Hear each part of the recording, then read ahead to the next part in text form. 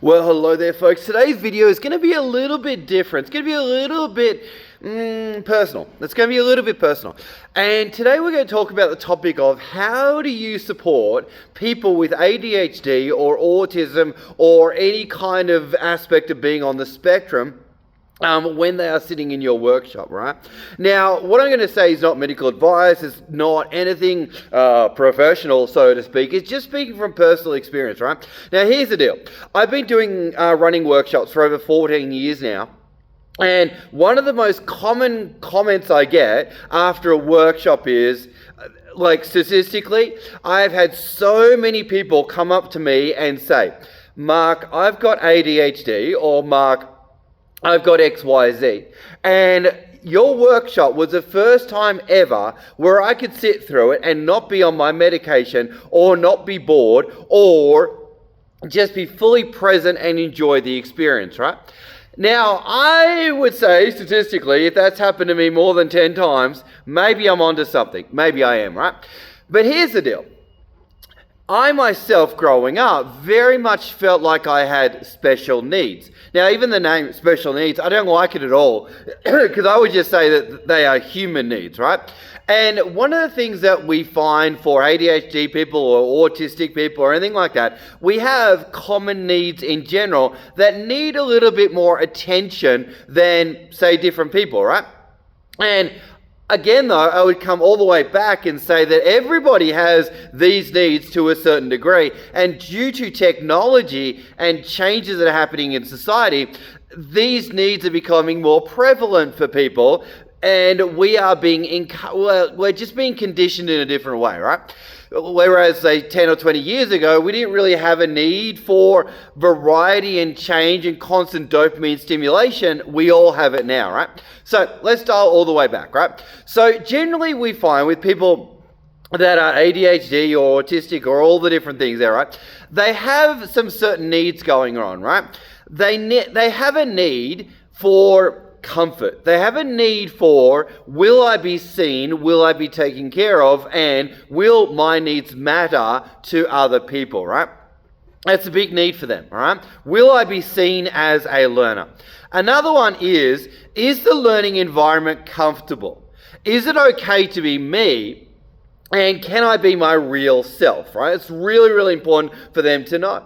And if they're going to do something, are they going to be judged, right? Another big need for these people, and I hate to put them in just one group because everyone's different. Everyone's a different aspect on the continuum, whatever we want to say. But generally, these are some things that I've noticed.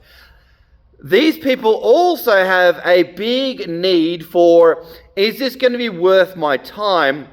And they have a big thought in their mind: what else could I be doing? What else could I be doing? And is this worth my time right now? And for them, it's really important that there is that regular stimulation and dopamine here, right? So let's dial back. Let's think about what are some ways that we can actually not necessarily cater our workshop to particular people's needs, but how can we make it such an engaging experience that people go, wow, this was worth my time. Wow, even though I've got XYZ condition, I still felt like I mattered, and I still felt like my needs were heard and seen, and I could feel comfortable in the learning environment, right? So the first one that we want to look at is what I call agenda, all right? Now, there is a very fine line between letting people know what's going to happen next and also keeping suspense happening, right? And if you've been around my work, you know that suspense is a really, really important thing, right? But people with ADHD and autism and any kind of needs, they do have a strong need to know what's happening next, right? And they need kind of like the roadmap laid out, right? They need to know, okay, first we'll be doing this, and then that, and then that, and that, and then that, right? But the thing is, you can't say every minute detail because then that takes away the suspense. But what you regularly do want to do is let people know, all right, in the next hour, we'll be looking at how to do X, Y, Z. We'll be looking at how to do A, B, C. We'll be looking at D, E, F, right? And you say the how-tos, but you don't say what the thing is, right? And that takes care of the suspense side, right? Because as soon as you say the what, then people go, I already know that. Oh, like, I don't need to know that thing, right? So you want to be regularly saying the how-tos and like the outcomes that people are going to get, but not the way that you're going to get there, right? So that's the first thing, the agenda, all right?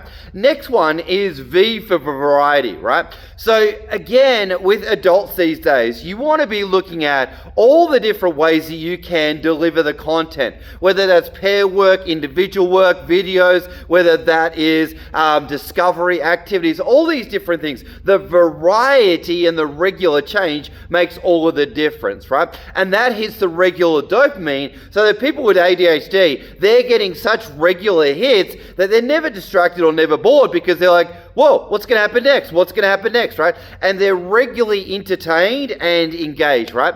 So you want to be building in that regular variety. And that's where people come to my training. They love it because it's like, whoa, this is so different. And the idea is never do the next activity the way that you did the last one, right? Now, the next one is T. So we've got A for agenda, V for variety, and the next one is T. Now, T stands for trust. Trust. Now, trust is the idea that you know your shit. You know your stuff, right?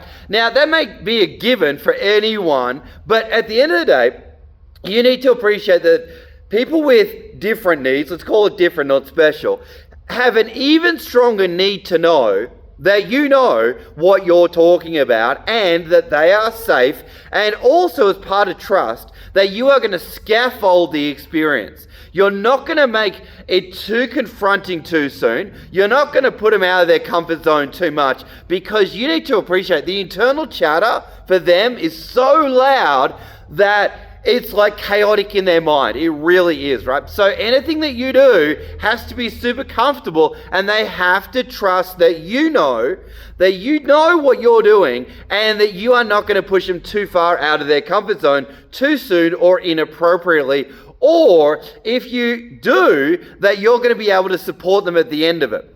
And here's the deal, folks. I have been offered training in the past, right? People have tried to sell me stuff on their program. And I've literally said straight out, no way. And I haven't told them the reason, but the reason is I haven't trusted the facilitator. No, I haven't trusted him, right? And at the end of the day, for a person with different needs, let's call it different, for them, it's really, really, really, really, really important that they can trust the facilitator and that they're going to feel safe in the process. They're going to feel safe in the process of their learning and development and growth, right? Because autistic people, ADHD people, all these people, for them, it's so important that they feel seen, they feel heard, they feel like they matter, and their internal chatter is going to be under control. All right. And if it is out of control, that they're going to have a safe space to go to if anyone is pulling at a thread or threatening their identity, right? And we need to appreciate, for these people, agenda is important. They need to know what's coming up next. They need the variety. And then last of all, they need to be able to trust the message, the person that's giving them the message, and they need to be able to feel safe in the process, right?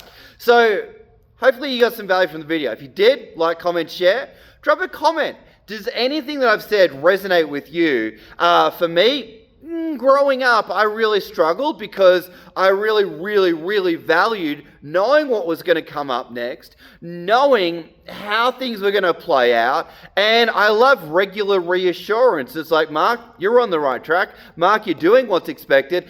And all of these things, I think, for me, are just a bit of a superpower. I can really tap into what people need at any one time, and that's another video for another time. But folks, start to think about, if you got people with different needs in your audiences, start to building the ATS and make sure they feel safe and comfortable throughout the process, but there is that element of engagement. On that note, folks, if you got value from the video, drop a comment, drop a like, share this with someone that you think could really get value from this information. Thanks for watching, team. We'll see you on the next one.